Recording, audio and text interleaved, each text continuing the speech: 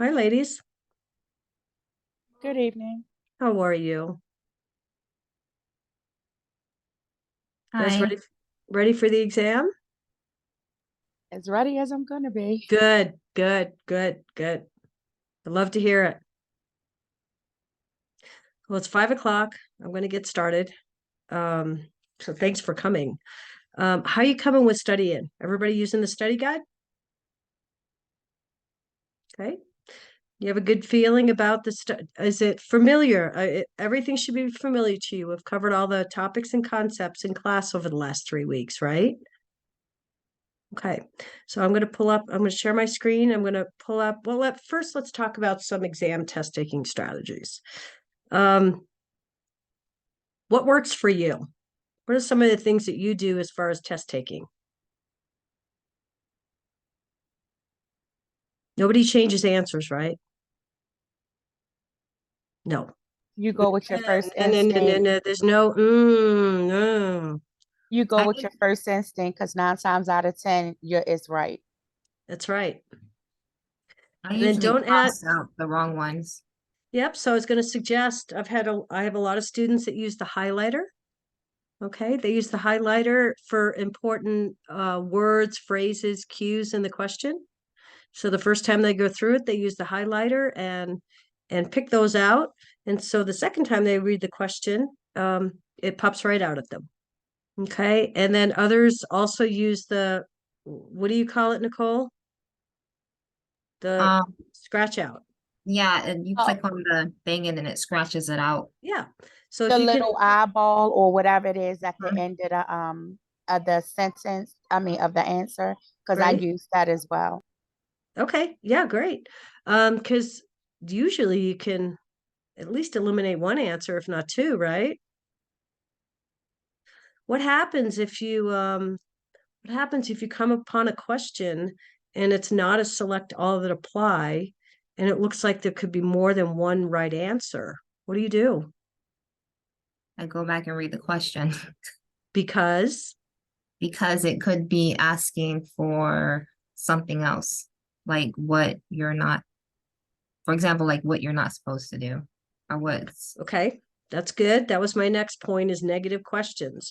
But what I wanted to say about questions that are not select all that apply that have more than one answer, go back and reread the question because number one, you may have missed a keyword like most, or you missed a priority word, like what is the initial intervention you do? What is the most important? What is the least important? Okay, so if you have more than one answer that looks right and it's not a select all that apply, you missed something in the question. Okay, it was either asking what was the priority. And to Nicole's point, be very mindful of negatively asked questions. Okay, so give me an example of a negatively asked question.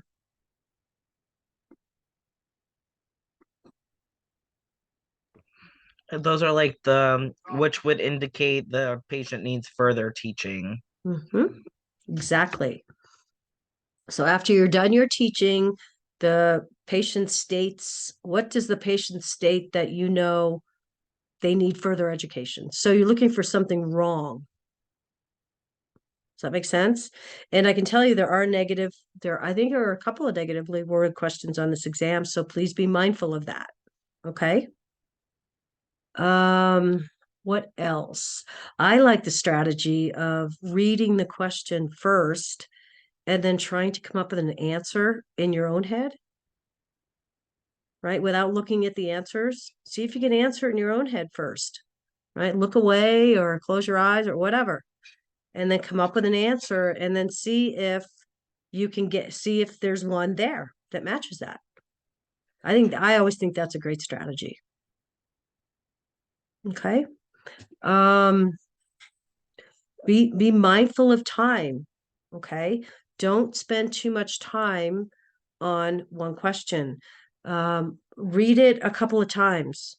Okay. If you are clueless still, don't just keep going. Just don't stick with it. Just pick an answer and move on.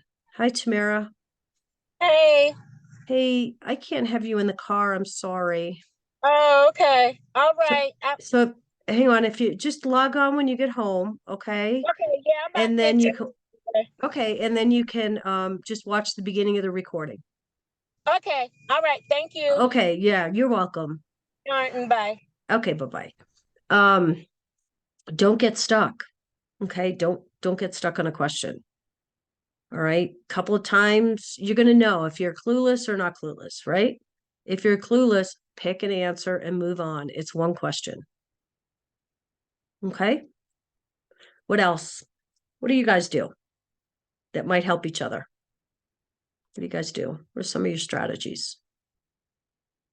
So for me, what my dean told us to do is go to the end of the question Mm, and read the actual question of what it's asking you for. at And the then end. Yep. and then go back and read the whole thing. The narrative to the question. Okay, And that's a great idea. and that's the way you can know what you're looking for and help you better to select the answer. Sure. I like that. I haven't heard that before. I really like that. And do you utilize that strategy, Nicole? Yes. And how does it work for you? I actually like that strategy. I'm glad that she gave us that. Yeah, So it does help me. that's wonderful. And I also use the highlighter. Good. Does that And help? yes, because what I do is I highlight like the important parts, like okay, it's asking for It's right this. now, but I don't gotta go on there yet. Okay, go ahead. Sorry, Nicole, go ahead. No, you're fine. So the way I do it is I just highlight the important words like Mm-hmm. that's gonna stand out that is what it's really looking for, if that makes Okay. sense to you. And then I use the little eyeball thing at the end of the statement. I Mm-hmm. mean at the answers that I know is not correct. Yeah, I perfect. use that as well. And you're typically able to eliminate Yes, ma'am. right off the top. Yes. Yeah, that's a great strategy. Yep. The other Nicole Jackson, what do you do? What are some of your special I secrets? I do the same as Nicole as well. Okay. And I was over here nodding. I'm like, yeah, yeah. Yeah, good. It does help. It does help a lot. Okay. Reese, what about you? I don't spend more than 2 to 3 minutes on a question. If I don't know it after 3 minutes, I'm not gonna magically know the answer. Um, Exactly. I'm not somebody who like typically takes the full hour to take a test. I pretty much Mm-hmm. fly through it because if I know the answer, I know the answer. If I don't, at that point, Right. it's useless to just stare at the screen for 10 minutes Yeah. pretending that the answer is just gonna come to me. Yeah. Another thing that's important too that I find in when I'm doing exam reviews with students is overthinking. Okay, if the information is not in the question, it doesn't exist. Right? The only information you need to answer the question is in the question. Okay, so don't be adding, well, maybe 6 months from now, or do they really have, I mean, how old were they? And if it's not, the information you need is in the question to find the answer. So overthinking, I find to be a fairly common, when I ask students, well, what were you thinking when you picked this answer? And they'll start talking and I'll say, where did you get that information? And they'll say, well, I just thought, like, it wasn't in the question. Don't add more to the question from your own mind. Okay. These aren't tricky questions. This isn't a gotcha, anything like that. This is straightforward. Remember our next gen, right? Critical thinking, and then applying that critical thinking and knowledge to clinical judgment. Right? So as you attack your study guide, you should be thinking application. How do I apply this? Let's say I had a patient with the first section is the STDs. Let's say I had a patient with, let me just pull this up.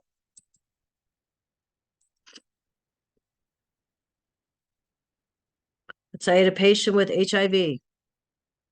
Here's what we need to know about it. Okay, there's 6 bullets. This is what you need to specifically know about this STD. So, what kinds of questions? Right? This is what you need to know. What kinds of questions might be asked? Well, let's see. The first bullet says how it's spread, right? Sexual contact, showing of needles. What might a question be? How is it spread?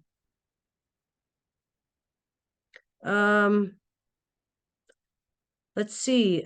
After needle stick injury or high risk exposure, post-exposure prophylaxis is very effective at preventing it. So what question might be generated from that? A finger stick question. Exactly. Exactly. Here's another bullet. Those with other STDs are at high risk for HIV due to traumatized tissue, including chlamydia, syphilis, herpes, gonorrhea. Okay. What formulate a question from that? What make you more prone to contracting HIV? Exactly. Exactly. And then here's a question. Here's a HIV testing is antibody testing and can cause false negatives for up to 3 months. Formulate a question. How long should you wait? Right? 3 months, 6 months, 9 months, a year. What's the right answer? You should wait initially 3 months. 3 months. Okay, so these bullets under each of these topics is the information you need to know. Okay, so I have a question. So Yeah, go. I know if you have an accidental needle stick or Yeah. puncture, you're Uh-huh. tested every 3 months. You're supposed to get tested every 3 months, right? So Mhm. it's not gonna ask like the time increments, like you just said, 3, 6, 9. It's just gonna be like the initial time period that you should wait. That is correct. That is correct. Right? That's not in the bullet. So there you go, Nicole. You just added information. Right? You No, just added information that's not so that's there. why, right? So that's why I was asking Right? just to Yeah. get clarification, so I Yeah. don't Yeah. add. Yeah. And then the last bullet is oh, hang on 1 second. Let me get that noise out of the background. Sorry. 1 second.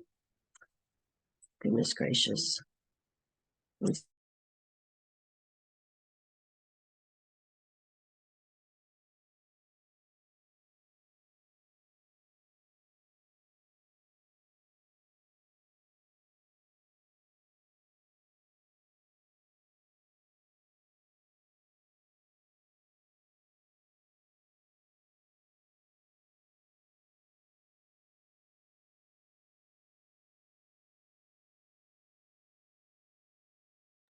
Okay, sorry about that. So let's look at, let me share again. Hang on. So let's look at the last bullet. These are HIV people who live near one another, such as in crowded conditions, where correctional facilities specifically must be screened, carefully screened, right? And have to be deemed non-infectious before they arrive, right? So specifically addressing HIV patients in correctional facilities. Okay, so focus on the study guide. Okay. Like I said in my classes, if you're unfamiliar with a certain section, please go back and reread the notes that go with that section, or the readings that go with that section, or review the lecture for where it covered that information. Okay. So there were 5, I think there were 5 STDs you need to be familiar with. Chapter 4, they all come from chapter 41 in your med-surg book. Okay, so your HIV, your chlamydia, your syphilis, your herpes, and your HPV. Again, each of these have 4, 5, 6 bullets underneath them. That's the most important. That's the most important information to understand about each of these. Okay, kind of broke it down for you, summarized the important points. Okay, and I can tell you right now, there are going to be questions about all 5 of them. Okay, a couple of questions. Okay. The next section was infection prevention and control. Okay, that's in chapter 17 of your fundamentals book. Okay, what kind of infectious communicable diseases do you need to know about to understand this concept? Hepatitis, TB, smallpox, and foodborne illness and food safety. So think about applying your knowledge of TB. You read through these bullets, right? And then apply it to a patient, clinical judgment, right? How do you take care of a client with TB? Does that make sense? Okay, so there are 4, so there's 5 STDs you need to be familiar with, and I believe there's 1, 2, 3, and 4 infectious diseases that you need to be familiar with. Okay, and the information you need to know is right here. So don't overdo it. Okay. Then we get into home health. Home health. Why is there such a big section on home health? Well, that's community nursing, right? It's public health nursing, home health. Okay. As you were reviewing this section, did anybody have any questions or need some clarification about anything in this section?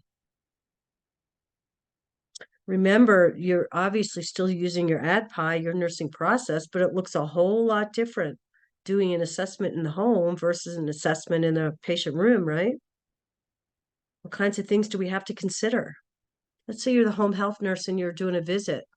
And let's say your visit is to do wound care, change a dressing. What other kinds of things are you going to be observant of during that visit? Safety, like if there's throw Yep. rugs all over the place, or Yep. if their shoes don't fit properly, so they're at risk for falls. Yep. Yep. They say that home health visits are the most productive and widespread productive way to get lots of different information. We talk about environmental risks, right? Safety risks, maybe abuse and neglect risks, right?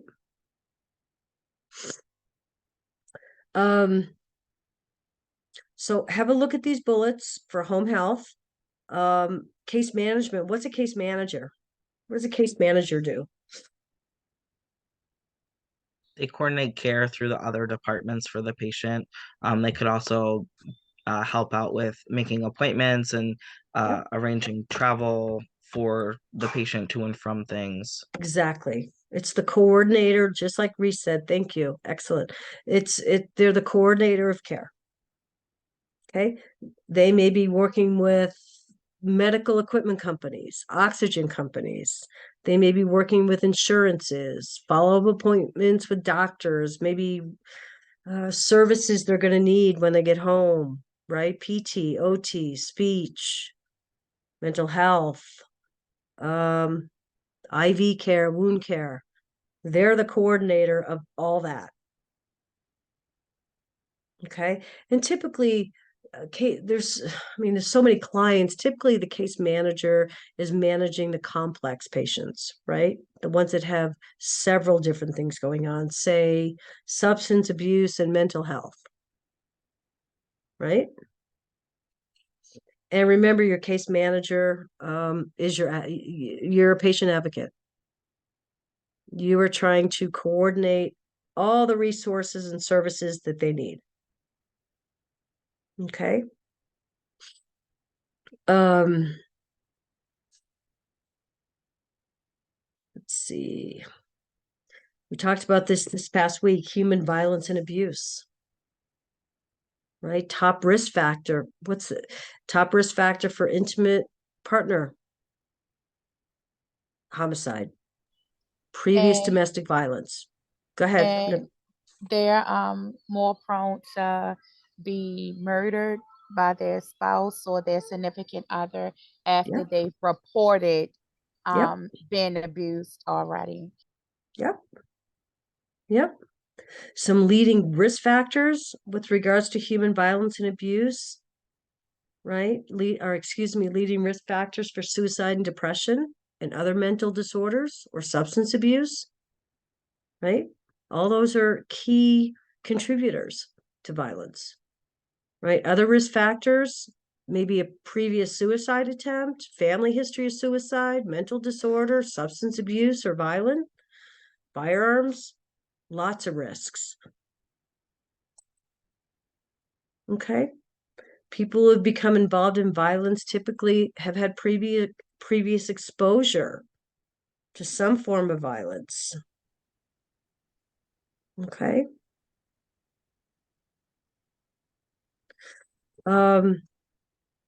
There's a difference. What's the difference between abuse and neglect? What's the important thing to remember about neglect? Neglect It's is report. when you're not providing the basic Yeah. needs that they need, Basic like needs. food, housing, clothing, Yep. care, like hygiene and stuff like that. Yep. And that also includes necessary medical care, emotional support, right? Basic nurturing, right? What kinds of abuse do we need to be? It doesn't matter which area of nursing you're going to be working in. You're always going to be interacting with victims of abuse, perpetrators of abuse, and people who've witnessed abuse, right? Doesn't matter where you work. So what are some types of family violence? What do we have? Child abuse? What else? Elder abuse. Elder abuse is a big one. What else? Verbal abuse, and then it's financial abuse when they use them, for their Yep. money and stuff. Yep. What other kinds of family abuse could we be observing for? Spousal abuse? Pardon me? Would it be spousal abuse? Mm-hmm. Yeah. What about disaster management? What do we need to know about disaster management? What are the two types of disasters? Man-made and natural? Give me an example of each. Give me an example of man-made. Fires? Fires. What else? Pollution. Yep. Maybe water supply contamination, right? What's a natural disaster? Earthquake. Hurricanes. Hurricane. Tsunamis? Diseases. Mm-hmm. COVID-19? Yep. So as nurses, during disaster management, we are expected to participate in whatever phase there is, whether it's the preparation phase, whether it's the impact stage, whether it's the response after. Okay, we're expected to be participatory in any one of those. We can jump in and help, triage. Okay. Here's an interesting bullet. Water could be considered safe for drinking by boiling for 3 to 5 minutes. Treating with household bleach, you add 1 ml to each gallon, let it Yeah, stand for I had a 30 question. minutes. So what kind of question might that present? So are they saying you're supposed to just put some? Oh, sorry. Sorry, Cicely, I didn't know if you were talking to me or someone else. Oh, Go ahead. Yeah, to you. No, go About the ahead. bleach. Like, could you elaborate on that a little more about the sitting in the like for the bleach to sit in there? Is that for to drink? They saying like don't boil it before. Okay. Yeah. Okay. And so what we're trying to get at is what kind of question could be asked? Okay, so when can water be considered safe to drink? after a disaster. Right. What has to factor in there? Boiling for 3 to 5 Or minutes, 5 minutes. treating Mhm. with bleach, right? Well, and how much bleach? 1 mil for each gallon. Let it stand for 30 minutes. Making sure you're removing water from hot water heaters or commodes, right?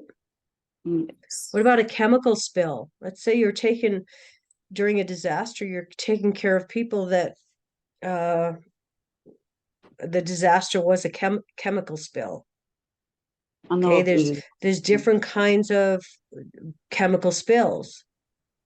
Okay, what's a vesicant agent? What's a nerve agent? What's a blood agent? right.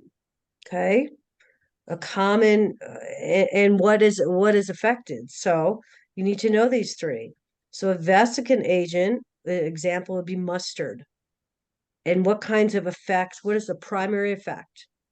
Ocular, dermal, and respiratory. That's a nerve agent, like sarin. What are the effects? Severe respiratory. And then a blood chemical spill like a cyanide. The biggest effects with a cyanide exposure is dermal and respiratory. So this is moving into the clinical judgment, right? Taking your knowledge about potential exposure to chemical agents and knowing what the effects are. What are you going to be looking for? How do you determine which kind of chemical agents somebody might have been exposed to? Are there dermal and respiratory complications? Is it only respiratory? Okay. Makes sense? And then hospital associated infections. In this section we talk about excuse me, contact precautions and airborne precautions. Okay, what kinds of patients do we use contact and airborne precautions with? Contact is with everybody Mm-hmm. because you treat everybody like they potentially have something. Exactly. And airborne would be TB. Yep. Yep. Exactly right. And we use an N95 for airborne, right? Private room or negative pressure room if it's an airborne.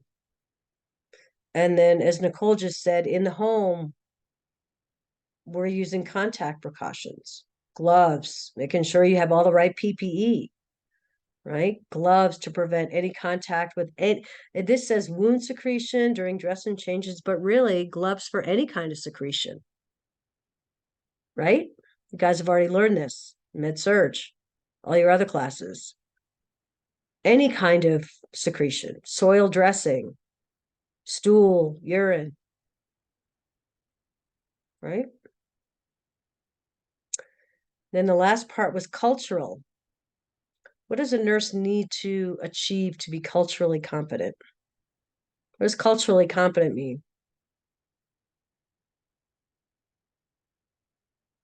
That you have knowledge in reference to what your patient or client um, religion and cultural standards are.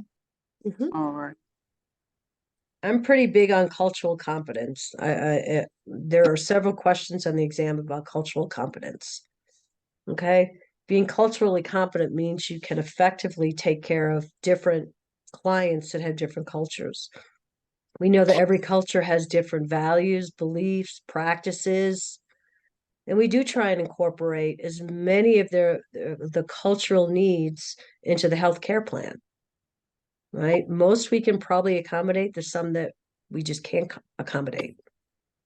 And here's a bullet list of cultures that have or differences in cultures, with regards to smoking, drug use, food, top bullet, herbal medication, nutrition, caffeine, alcohol, right? Reading materials. Everybody has different cultures have different in this in your reading on cultural competency. There's a really good chart that outlines the most common cultures in their practices with regards to all of these. So I would encourage you to take a look at it. You don't need to know the whole chart, but just have an idea. Now, if you, let's say you're working with a culture that you haven't worked with before, how do you become educated and confident in taking care of that client? Excuse me. What do you do? You could either do research or ask them certain questions. Ask the client. Most clients love talking about their culture, right? Their cultural needs, their desires, how the family is involved or not involved, right? You ask. And cultural competency is, I mean, I'm in nursing 40 years now. I'm still learning about new cultures. It's a process over your whole career, right? You're not expected to know about every value and belief and practice of every culture, right? You Yes, learn and a as you lot of go. them, because I was at a clinic when it was like an Asian guy, Asian Chinese. They don't like, direct. They look down basically. And I forgot about that because he was looking like, well, I'll be looking at him and be like, oh, we just. Yes, And then I thought about like, remember y'all, they don't like, direct contact. They look at exactly. That's a great Because to example. because to them, if you make eye contact, that's like a form of disrespect. just the Right. fact. Mhm. Right. Right. That's exactly right. And so you have to be mindful. If you don't know, you ask. Or like Cicely said, you research. Or you talk to family members. Right? Because I mean, in this day and age, every single place of employment is culturally diverse. Is it not? But you learn as you go. That's the beauty of it. What are some barriers? What are some barriers to being culturally competent?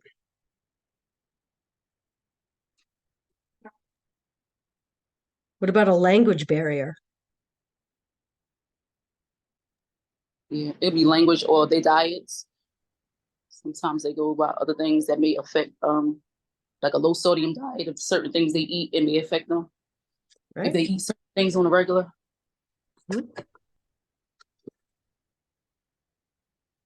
What about your own values and beliefs? Could that potentially be a barrier? Yes, because if you don't believe in Mhm. what they believe or what they participate in, Right? you're not going to want to deal with them and provide care. Right. Some other barriers could be what? Stereotyping, being judgmental, Mhm. right? It's not going to work. You really have to check your own feelings, right? Check your own thoughts about taking care of different cultures, right?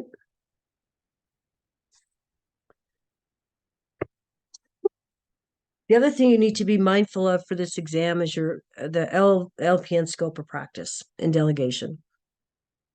What can you do? What can you not do? Right? As far as delegating to a nursing assistant, what kinds of clients can you not delegate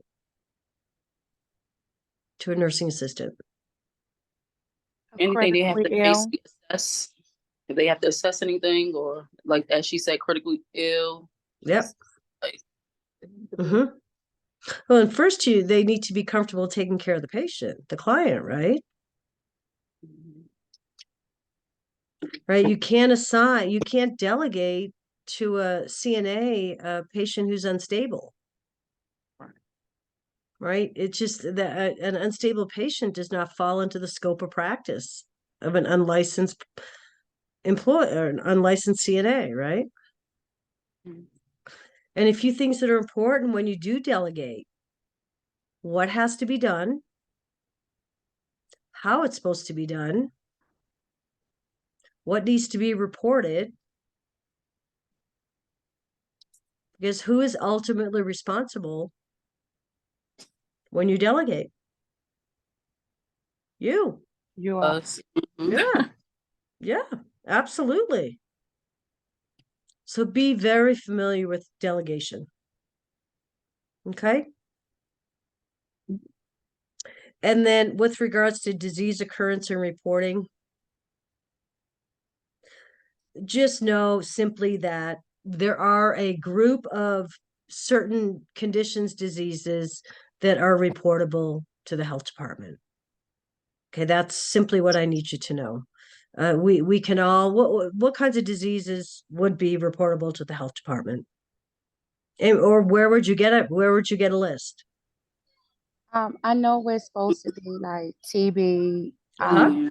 HIV, Mhm. and Hepatitis. some STDs, right? Yep. Well, STIs. Yep. Mhm. Can't you just like research your area? Like You can. So when I was in school nursing for 20 years, we had a book from our local not a flyer, but like a directory from our local health department for the school nurses. And it was what needs to be reported. And so my point is that know that there certainly are reportable diseases, but where do you find them? You can find them on your state department health website or your local health department website. And as far as responsible for reporting, let's see, hospitals are responsible for reporting, doctors' offices, long-term care facilities, school nurses.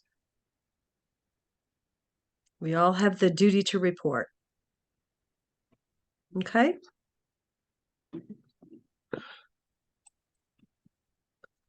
So tell me what you're thinking. Do you feel prepared?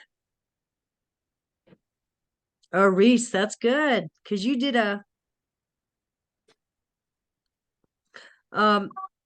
really just, you know what? Understand the study guide, be able to apply the study guide into your clinical judgment. Don't overthink. We talked about some strategies. You'll be fine. And the fact that you're here is awesome.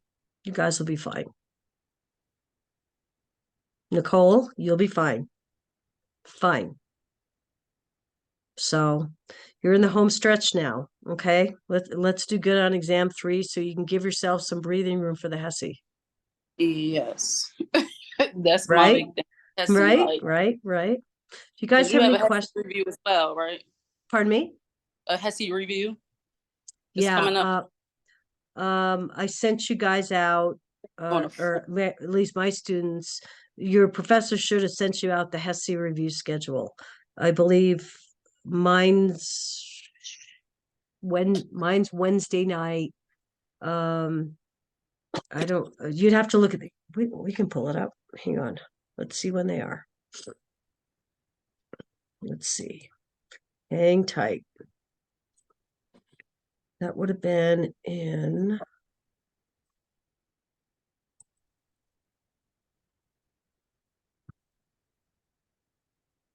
Find out when they are.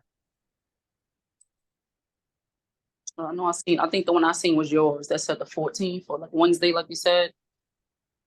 Yeah, let me just pull it up. Yours is the 14th at 7 p.m. Eastern Standard Time. Okay. And I'm just trying to see when the other two are. Hang on. Kershaw's is Sunday the 18th at 6 p.m. It's in your roadmap announcement that I sent last weekend. Okay. At the bottom, it's an attachment. Mine's on the 14th. And it looks like Professor Ford already had hers on the 5th. I'll have to double check on that. I'll double check on that. So you'll get recordings of all of them. Okay, if you can attend. I know it's tough because you got an exam this week, and so we have to do the HESIs outside the exam, but you'll get all the recordings. And really what we're going to do is review your HESI prep, because on your HESI prep, just so you know, each box represents a question. Right? Those are the topics covered on your HESI study guide. But let's get through this week first. Okay. Do you guys have any questions? Helpful? Let me look at. Okay. And then I'll send this recording to the other professors and they'll post it tonight. And then you'll have 3 recordings. I sent you Kershaw's recording yesterday, I think. And I've already sent you Professor Ford's recording. So you have 3 recordings. I appreciate you prioritizing coming. I really do. Thank you for doing it. Oh my gosh, you're welcome. You're welcome. No problem at all. And then is anybody taking the exam tomorrow? Reese, are you with me on Monday? Or are you Friday? You're Friday. Nicole Jackson's taking it. Nicole, if you get caught up and there's things that you still want to review, just shoot me an email in the morning and we can get together before the exam if you want to go over anything. Okay, thank you. Yeah. And if before you take the exam, you find that there's some areas in the study guide that you're just not getting or it's just not connecting, reach out to your professor this week and set up a quick tutoring session before the exam. Okay? Thank you. Good night. Sure. And then Cicely, when you get the recording, just listen to the first 20 minutes. Okay. We Thank did you. test taking strategies. And I learned something new. I learned the reading the end first. I like that. I really do. Doing Dyer, he was teaching me dosage calculation. That's what I did. I'm really good from there to read the ending and then read it over. Yeah. And I got better with it. Great. Super.